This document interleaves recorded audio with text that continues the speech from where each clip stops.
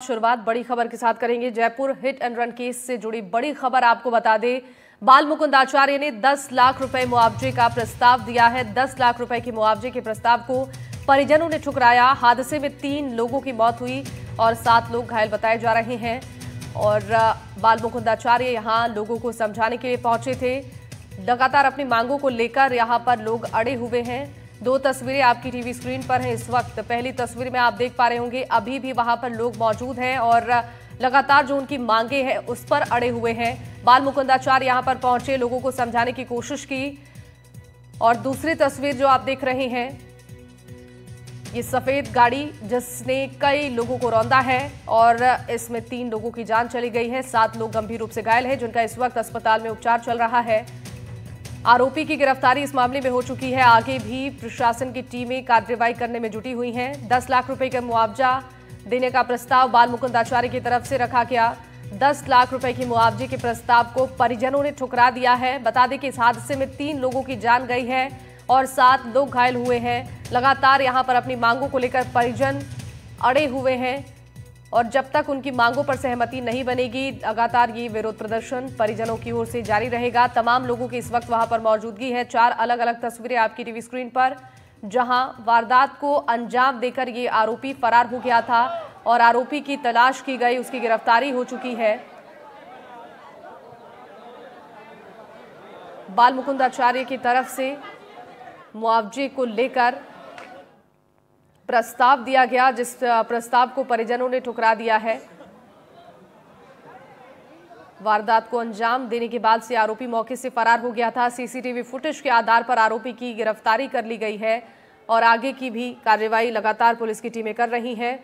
लेकिन परिजन लगातार मुआवजे की मांग को लेकर अड़े हुए हैं।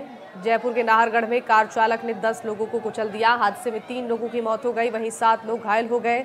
वारदात को अंजाम देने के बाद से कार चालक मौके से फरार हो गया। पुलिस ने कार चालक को गिरफ्तार कर लिया है। घायलों का अस्पताल में इलाज चल रहा है। मौके पर पहुंची नाहरगढ़ पुलिस ने मामला दर्ज कर लिया है और जांच पड़ताल शुरू कर दी गई है। इस हादसे में 50 वर्षीय ममता कंवर और 37 वर्षीय अवधेश पारीक की मौके पर ही मौत हो गई, जबकि 7 अन्य लोग गंभीर रूप से घायल हो गए। प्रत्यक्षदर्शियों ने बताया कि कार की स्पीड इतनी तेज थी कि वो जिस किसी के पास पहुंची उसे रौंदते हुए निकल गई। हादसे के बाद चालक कार छोड़कर मौके से फरार हो गया। तेज रफ्तार सफेद गाड़ी ने बेकाबू होकर राहगीरों और 2 पहिया सवारों को रौंद डाला और 7 लोगों के घायल होने की जानकारी है। 3 लोगों की हादसे के दौरान मौत हो गई है।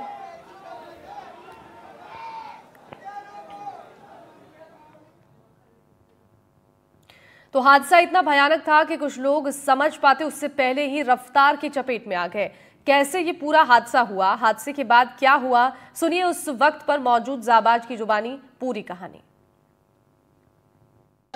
जिन्होंने उस चालक को पकड़ा और उसके बाद उसको कंट्रोल किया, रवि क्या हुआ था, कैसे आपने देखा, पूरी बात बताइए।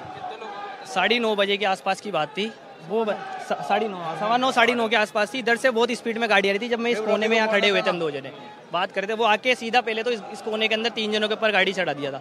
तो उसने यहाँ से वापस बैक करके भी चढ़ाता हुआ सीधा गाड़ी को उसको रोकना चाहा लोगों ने, तो वो सीधा भगाता हुआ गाड़ी को लेके गया। आगे जाके उसने 50 मीटर के ऊपर आगे जाके एक गाड़ी के ऊपर ऑन द स्पॉट गाड़ी चढ़ा दी। इसमें एक लेडीज थी, एक जेंट्स था, एक बच्चा था।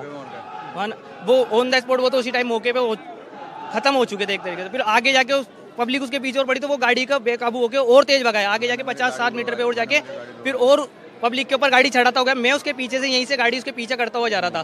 तो आगे जाके अपना फूटा कोट पड़ता है, 500 मीटर पे जाता है घुमाओ पे टेके के, वहाँ पे एक गाड़ी खड़ी थी 4 व्हीलर, उसके आगे आई थी। उससे उसने वहाँ पे गाड़ी दी, उसने देखा कि मेरे पीछे कोई नहीं आ रहा।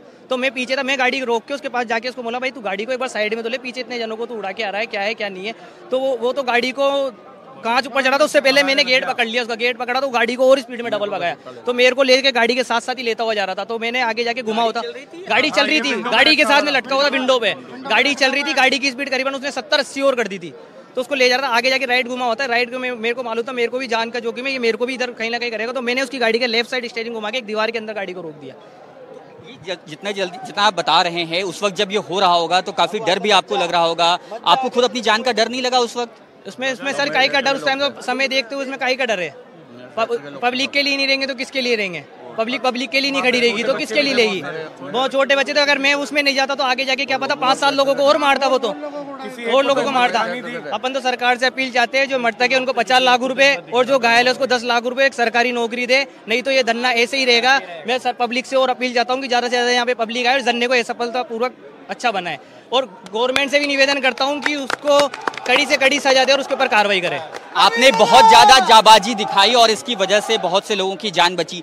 आप क्या करने के लिए यहाँ पर आए थे और कौन सी बाइक थी? आप बाइक से थे या स्कूटी से थे? आप अपना घर था, मैं यहीं पे रुका हुआ था, आके रुका था, वो स्पीड में गाड़ी लाया था, घर अपना यही है। तो जब वो गाड़ी से निकल चुका उसके बाद आपने गाड़ी अपनी स्टार्ट की? गाड़ी लेके गया था मैं, जब वो गाड़ी वो यहाँ से भगी रहा था, रुकी नहीं रहा, तब मैं पीछे भगना था, यहाँ से चालू करा था उसको। तय किया कि आप उसको चेंज करेंगे? जी, ऐसा नहीं कि आप भी जा रहे थे बस? नहीं, मैं तो खड़ा था, मैं तो उसको पकड़ने के लिए ही गया था उसके पीछे। वो बहुत ज्यादा नशे में भी था। तो जब उसने ठोकर मार दी, आप बता रहे कि आपने स्टीयरिंग मोड़ दी और उसके बाद जब ठोकर लगी उसके बाद फिर क्या हुआ? फिर आपने उसको बाहर निकाल के, और मैंने वहाँ पे पुलिस वाले थे, पब्लिक आ गई थी, पब्लिक उसको मार रही थी, फिर मैंने वहाँ पे अपने पुलिस वाले को स्पेशल में थे उनको मैंने उनके हाथ में सौंपा और उसको थाने भिजवा दिया। लेकिन रवि, ये बहुत बड़ी जाबाजी का काम है, अपनी तरफ से आप तमाम लोगों को क्या संदेश देना चाहेंगे?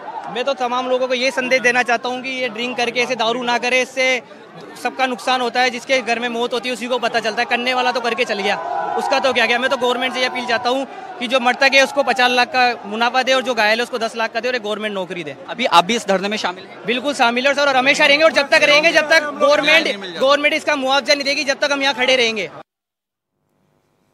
वहीं धरना दे रहे लोगों के बीच स्थानीय विधायक बाल मुकुंदाचार्य पहुंचे और लोगों के बीच बैठकर उनसे बातचीत की। उन्होंने धरने पर बैठे लोगों को अपना परिवार बताते हुए कहा कि ये हम सबका परिवार है, हमारी पूरी कोशिश है कि पीड़ित परिवारों को उचित मुआवजा मिले। ये प्रस्ताव आप लेकर के आए हैं, क्या बातचीत हुई है आपकी? जो प्रस्ताव लोग कह रहे हैं कि 50 लाख से कम मुआवजे पर वो नहीं मांगने को तैयार। हम लोग पीड़ित परिवारों के साथ हैं, ये हमारा ही परिवार है। दुर्घटना किसी भी घर में हुई हो, ये सब हमारा परिवार, हमारी जिम्मेदारी। हम परिवार के दुख में, इनके दुख के साथ खड़े हैं और यही भाजपा की पहचान है। और ये आदरणीय मुख्यमंत्री भजनलाल का परिवार है जो यहाँ बैठा है। इस दुख की घड़ी में इनको ज़्यादा से ज़्यादा उचित मुआवजा मिले। उन व्यक्तियों को हम नहीं ला सकते, वेदना है, ये दुख है, हमें पैसा जीरो है इसके मुकाबले, लेकिन फिर भी इस परिवार के लिए जो अच्छी से अच्छी मदद हो सके उसके लिए हम लोग यहाँ हैं। आपने इनको क्या प्रस्ताव दिया? अभी 10-12 लाख रुपए का सरकारी योजनाओं के द्वारा जो लाभ मिलना चाहिए वो तो मिलेगा, उसमें किंतु परंतु नहीं है। प्रधानमंत्री जी के द्वारा भी, मुख्यमंत्री जी के द्वारा भी, दुर्घटना का भी, और हम इनको अपने वकील करके, और एक क्लेम होता है बीमा के द्वारा, वो क्लेम भी करवाएंगे जिससे भी इनको मिलेगा पैसा। लेकिन और अच्छा इनको पैकेज मुआवजा मिले, इनको कुछ राहत और मिले, उसके लिए हम इन परिवार के साथ हैं। अधिकारी जो है, ऐसा है, अधिकारी जो ऑफिशियल डिस्कशन है वो ऑफिशियल डिस्कशन करके और तुरंत रिजल्ट आने वाला है। इस परिवार को जो अच्छे से अच्छा मिल सकता है उसके लिए परिवार यहाँ बैठा है। परिजन ये कह रहे हैं कि इससे पूर्व जो ऐसी घटनाएं हुई उसमें 50 लाख रुपए मुआवजा मिला, सरकारी नौकरी मिली, टेरी बूथ मिला, फिर सरकार आखिर इनको ये क्यों नहीं इंश्योर कर पा रही है कि इनके साथ भी इसी तरह का व्यवहार किया जाएगा? कांग्रेस का तुष्टीकरण का स्वभाव रहा है, तुष्टीकरण ही किया है कांग्रेस ने। और हम लोग जो हैं वाकई में न तो तुष्टीकरण करते न भेदभाव करते। हमें जहां लगता है जो सेवा देनी चाहिए उसके लिए हम तत्पर रहते हैं। तो इसलिए ये आप निश्चिंत रहें, हमारे सरकार के मुख्यमंत्री जी पर 1% भी हमें कोई विचार नहीं है। वो पूर्णतः पीड़ित परिवार के साथ, इनके दुख के साथ खड़े हैं और उसी के क्रम में हम बैठे हैं। और अच्छे से अच्छा इनको जो उचित से उचित होगा उसके लिए हम लोग जिम्मेदार हैं। हम लोग उसके लिए यहाँ विराज रहे हैं, यहाँ धरने पर नहीं बैठे हैं, परिवार के दुख में इनके साथ बैठे हैं। आप कब तक यहाँ पर बैठेंगे और इनकी जो मांगे हैं वो कब तक पूरी? कुछ देर में अधिकारी आने वाले हैं और वो अधिकारी आते ही, और जो इनको सेवाएं हमारे सरकार के द्वारा जो सेवा, पान पुष्प जो सेवा होगी वो इनके लिए करेंगे और उसके साथ परिवार के साथ इस दुख की घड़ी में आगे की क्रिया को कराएंगे। हमारे साथ सहयोगी सोमू आनंद लाइव जुड़ रहे हैं इस खबर पर ज्यादा जानकारी देने के लिए। सोमू, देखिए लगातार जो पीड़ित परिजन है मुआवजे की मांग को लेकर अड़े हुए हैं, इस वक्त आपकी मौजूदगी भी वहां पर है। सबसे पहले तो ताजा है, इसमें अपडेट क्या है, इस वक्त वहां पर कैसे हालात है, तस्वीरों के जरिए भी दर्शकों को दिखाइए। देखिए, लोग अभी भी आक्रोशित हैं और अलग अलग जगह से लोगों का हुजूम जो है वो नाहरगढ़ थाने के पास पहुंच रहा है, जो धरना स्थल है जहां पर परिजन और उसके साथ साथ भारतीय जनता पार्टी के तमाम नेता और स्थानीय लोग भी बड़ी संख्या में मौजूद हैं।